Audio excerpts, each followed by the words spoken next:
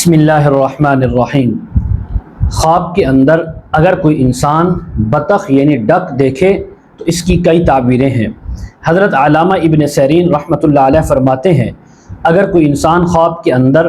بطخ کو دیکھے تو یہ مال، نعمت اور رزق ملنے کی تعبیر ہے۔ خاص طور پر اگر کسی نے اپنے گھر میں یا اپنی ملکیت میں دیکھا کہ اس کی ملکیت میں بطخیں ہیں تو تب اس بات کی علامت ہے جتنی بطخیں دیکھی اسی قدر مال و رزق ملنے کی تعبیر ہے۔ اگر کوئی انسان خواب میں دیکھے بہت ساری بطخیں اس کے گھر میں آئی ہیں اور گھر میں آوازیں دے رہی ہیں، بہت اونچی اونچی سے بولتی ہیں، تو اس کے گھر میں مصیبت، کوئی آفت آنے کی تعبیر ہے۔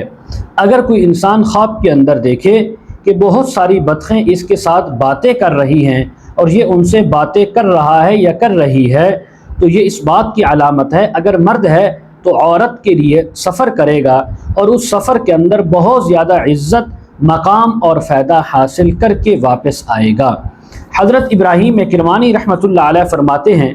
اگر کوئی انسان خواب کے اندر بطخ کو دیکھے تو یہ اہل بیت میں سے کسی بزرگ کو یا کسی بڑی عمر والے کو، یعنی گھر والوں میں سے بڑی عمر والے کو بہت زیادہ مال، عزت، رزق ملنے کی تعبیر ہے۔ اگر دیکھے کہ اس نے بطخ کے گوشت میں سے کچھ گوشت حاصل کیا تو جس صفت کی وہ بطخ تھی یعنی اچھی یا بری،